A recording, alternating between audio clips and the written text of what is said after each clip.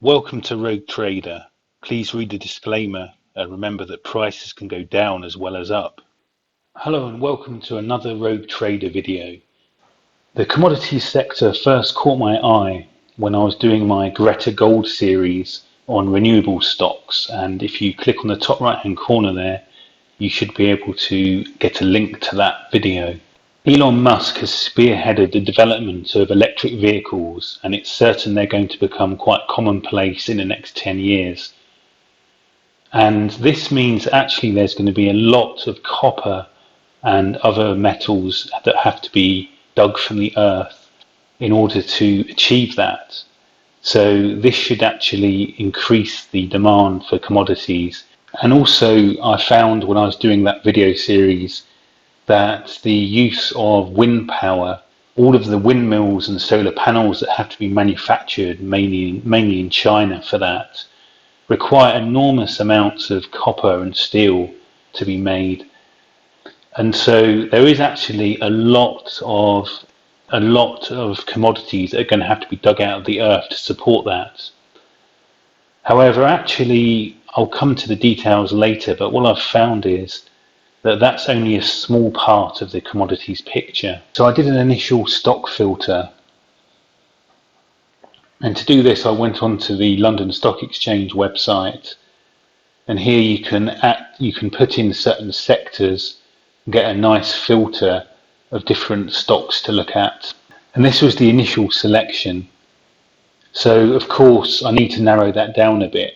So what I did is for each one I went onto the Reuters website, and here you can at a glance have a look at their numbers. And as you can see, I mean, this example, Beowulf Mining, a really cool name, but right off the bat you can see they've not made any money the last 5 years. And you can look at the balance sheets as well, and so from doing this I was able to go through all these stocks and quite quickly break them down to a short list. So here's my shortlist. I mean, by the way, Capital Limited were actually quite an interesting stock, but they were a services company, not an actual mining stock. So this then got me down to a reduced shortlist. And what I did is I plotted the dividend yields of those stocks against the price to book value. And here we saw this pattern arise of different groups. So we've got the mineral sand stocks, the oil and gas producers, then up here the large mineral and metal conglomerate miners. And so this was then a good starting point for me to start picking through which stocks I wanted to buy. So what I'm going to do is I'm going to go into each of these three subsectors and then explain which one I've decided to buy or look at in more detail. So starting with oil, and this is the historical perspective of oil price.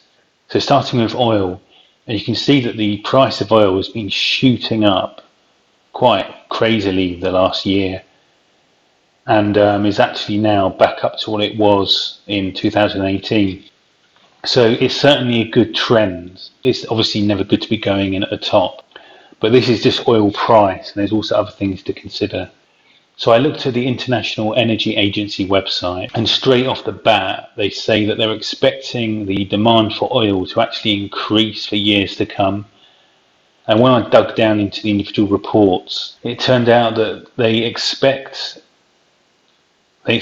oil demand to increase right up until 2026. And we have a graph here where you can see this was the pre-pandemic forecast, and you can see how we're rebounding off the COVID lows here. So that does look quite promising, and this is where the oil prices are back up to now. Now, of course, in the West, there's a move towards forcing people to use electric vehicles, and so that will constrain the oil demand in the West. However, that's going to be countered by increased oil usage in the developing world, particularly in Africa and in China and India. So this explains why the oil demand isn't going to go away. And most of the oil producers are obviously Western companies, but they've been, because of all the political stuff going on, they've been cutting back their investment into new oil production, and it's actually down 30%. So we've got a situation where the supply of oil is getting constrained, whilst the demand for it is back to normal. So that's obviously quite positive for oil stocks. I've got here the US Energy Information Administration data. It's quite worth having a quick look at their website. They've got quite a lot of interesting stuff here. But they show that because of COVID, the production of oil was actually above world consumption, and that's why there was a big crash in all the oil stock prices. But the situation now is actually we're producing less oil than we're actually consuming, and so it's looking quite bullish for oil price in this regard. When we look at the prices of all the oil stocks, we see how they did crash in 2020, but even though, as we've seen, the demand is back up, the stock prices are still really low. So this does make them look very interesting, particularly with their massive dividends they pay and really nice price to book ratios. I wanted to look a bit at the composition of what oil is used for, and we see that a lot of it is gasoline. There's still a sizable chunk of uses for oil which isn't motor cars, and you've also got to think, planes aren't going to be EV ever, no matter what anyone says. And also, military vehicles, tanks and stuff can't be, they're going to have to be run on diesel. But with the information that the reduced oil use in the OECD area will be supplemented by increased use of oil in the third world and developing world, this data does look quite believable, even when I then look down into the actual different use cases. But I guess in the long term, you'd be wanting to make your money in the next 4 or 5 years, but with a longer term view to, you don't want to be in a Kodak situation where in the longer term, presumably, it won't be so good for oil. But certainly, according to all the experts here, there's going to be considerable demand up to 2026. And so it definitely looks worth taking advantage of these low share prices at the moment, in what could be a nice 5-year period of getting really good dividends. So looking at the oil stocks, the first one I looked at was Shell. And when I started doing some initial look at Shell, I felt a bit like they had a bit of an identity crisis. They're using a lot of their money to invest into renewables and wind farms and solar panels and stuff. And they're almost ashamed to be an oil company. And so they when I compared with the other ones, they didn't really look very attractive to me because they've got a bit of an identity crisis. So with the lower dividend, it was quite easy to eliminate them from my inquiries. BP, on the other hand, they have a reasonable profile here, and you can see how their price to book's quite nice, and their share price is much lower than it was, even though oil prices are back up to where they were. And when you look at their annual reports and stuff, yes, they are doing a bit of moving into renewables, but they're a lot more pragmatic. They're still investing into core and making the most of the good oil assets that they have and gas assets that they have. And they've got a lot of positive cash flow coming in they predict it for the next 3 or 4 years. They'll be really cash rich. And what they've vouched to shareholders is that they're going to keep the dividend high, and all the extra cash they have, they're going to plough into doing share buybacks. So at initial look, I was really quite happy with BP, what they're doing. I think they're a good play on taking advantage of this disparity between oil price, future oil trends, and how the share price is so low now. They look like a good pragmatic play on this, where you can get 5% dividends over a nice period of time. So I've actually gone ahead and already bought some BP. By the way, if you go to my macro video that I did, my portfolio is currently only 18% stocks, So although I am worried that there is a risk of a massive crash in the next year, I can still boost my overall portfolio up to say 40% stocks, which is what I intend to do with some of these commodity plays, without being too exposed if there is a massive stock market crash. Diversified energy. These focus on gas production and distribution in the US. And obviously they stand out because they've been paying amazing dividends, 11%. And yet you see that they've still got a very nice price to book ratio. They're very interesting, particularly because I think gas is an excellent area in the US because it's the least polluting and it's the lowest carbon of the fossil fuel energy sources. And yet, as the US is really struggling to adapt to becoming more low carbon, actually gas plays a massive part. And obviously they've got lots of problems in the US with rolling blackouts and stuff. It's a bit like a third world country in California and stuff at the moment. So diversified energy do look like a good play on that. But the only thing that put me off is their debt seems really high compared with their income and expenditure. So I'm really interested in them because they're gas and they've got high dividends. But whereas I've already bought BP, I'm going to do take a more thorough look at diversified energy. I'll do a video on diversified energy in the future, and then maybe buy them if they still look good after a more thorough look. Okay, so now mineral sands. Mineral sands are the minerals ilmenite, rutile, and zircon. And these are used for making mainly pigments for paints and plastics and stuff. But they're also used to produce titanium and used in ceramics and stuff. And here we've got a pie chart, and you see it's mostly paint that they're used for, but also plastics and these other things. Now, there's a very strong correlation between GDP and the price you get for mineral sands. And I looked at the IMF data, and the IMF are actually forecasting 6% GDP growth in 2021, and then 4% GDP growth worldwide in 2022. So this does bode well for investing in mineral sands companies.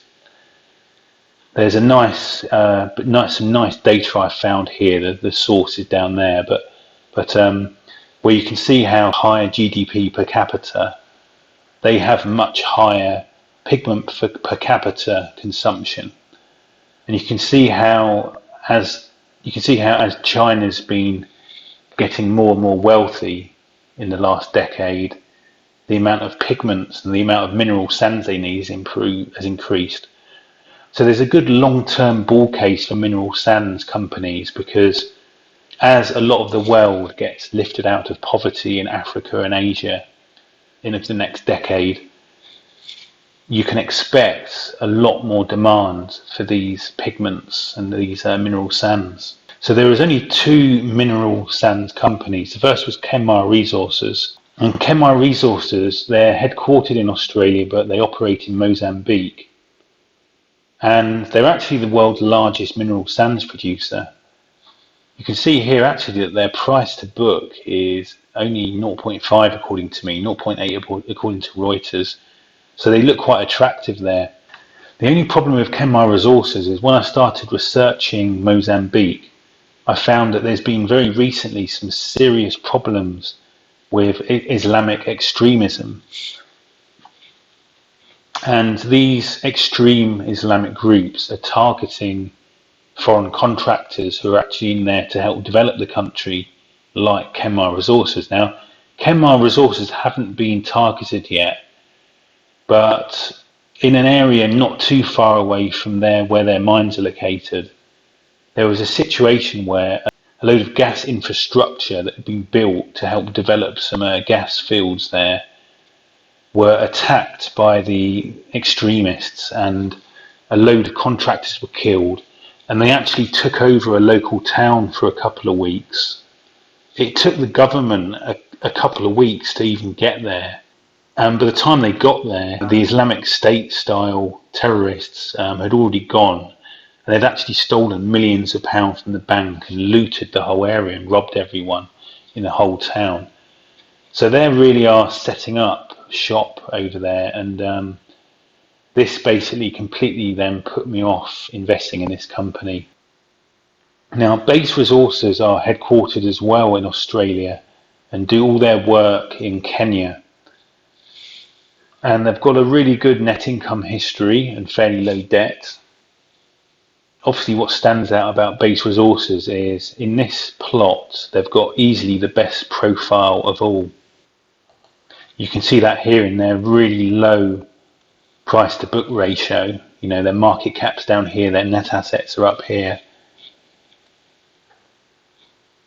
And they're paying a massive 21% dividend, if I got this right. Interesting, they're a very illiquid company. So I think the vast majority of their shares are owned by just a few institutional holders. And so the share price seems to be fairly insensitive to whatever's going on, actually. And these are always very interesting AIM-listed company situations. I've seen this before with AIM-listed stocks where they're very liquid and their price just doesn't seem to do anything. And sometimes this can be a really good opportunity to get in there. When I dug through the reads a bit, I found that their current mines in Kenya are probably going to run out in not too many years' time. And so they're actually now going to set up new mines over in Madagascar. And actually the reason for their massive dividend was the money that was going to go into developing the new mines, because they hadn't got the go-ahead yet. They went and just gave out as dividends instead. But they do still have a lot of money coming in for them from their existing resources for a good few years. They look very interesting. But because there's a few too many things moving around, I need to have a real good look at these before investing in them.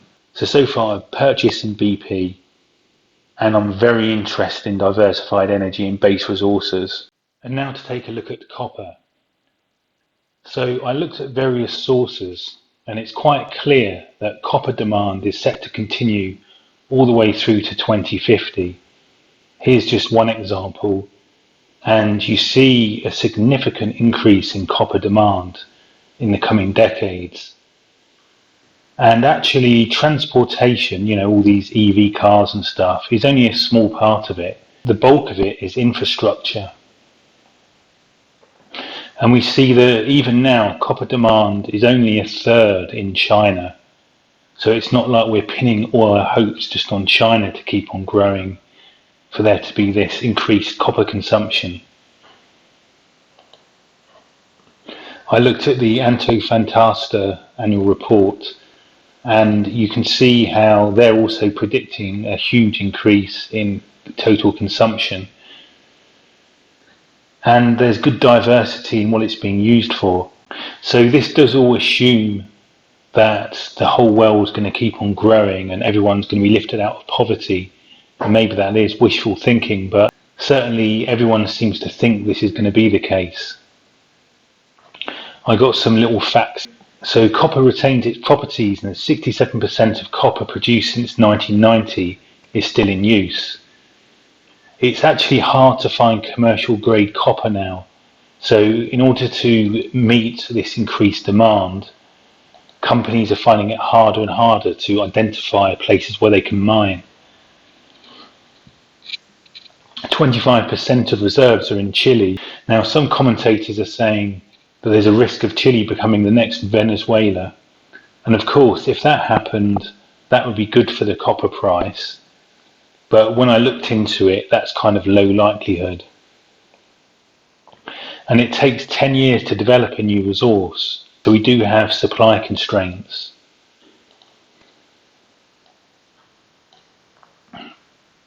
So this was an interesting graphic, and it shows how ever since the year 2000, the grade of copper being produced is reducing steadily. And so this also adds to the argument that copper prices are set to increase. I looked at the International Copper Study Group, and in their latest report, They stated that worldwide copper usage actually increased in 2020, with a 9% drop in the rest of the world, offset by an increase in China of 38% copper imports. For the last 3 years in a row, less copper is being mined than actually used. And in 2021, we're seeing a reversion to the historically stable 3% yearly increase in copper usage. It was also noted that refined copper surpluses are increasing mainly in China, and they've increased from 80 kilotons to 110 kilotons in 2021. So here's that raw data, and you can see how 3 years in a row, the amount of copper produced has been less than the amount of copper actually used. And also we see the incredible fact that despite the COVID crisis, the amount of copper still was positive in 2021.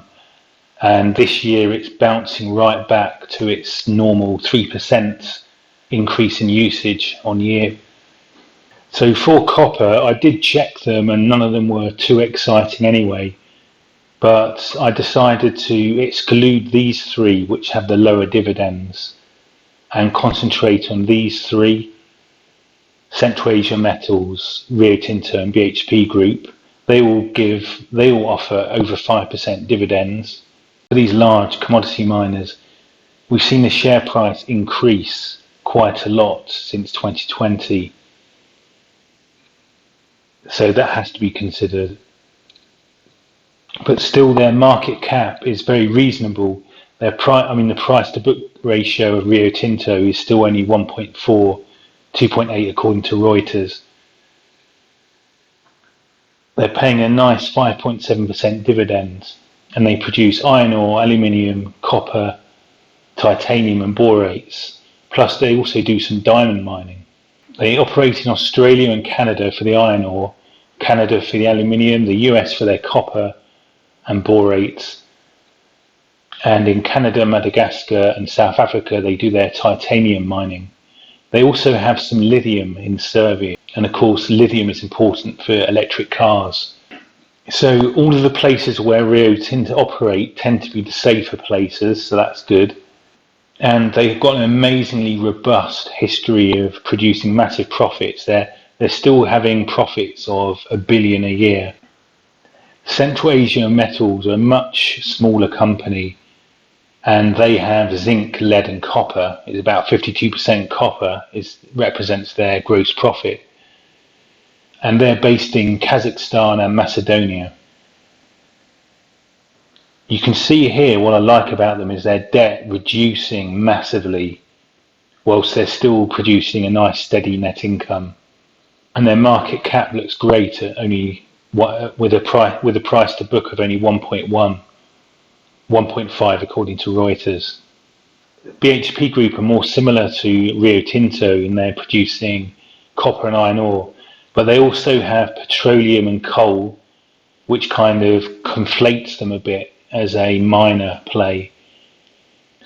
They have their assets mostly in safe places, but the majority of their operating profit is actually in iron ore. And look at, they've got quite a massive debt compared with their net income when I compare them to the other two. Plus their price to book seems quite high compared to the others. So I decided to steer clear of these. So I've decided that I'm interested in going for Central Asia Metals and Rio Tinto for the large mineral metal miners. The only thing is that recently there seemed to have been a bit of a negative price trend after ramping up for so long. And actually various commentators have been saying that this is because China have been reducing their own inventories of copper and then importing less. And there's speculation if they're doing that to kind of get the price down. But that was the explanation for that, and I want to wait for this trend, which you can see this trend even more with Central Asia Metals. I want to wait for that trend to play out before investing in these copper stocks. For oil and gas, I've already jumped the gun and bought some BP. And unfortunately, BP has just been tanking since I bought them.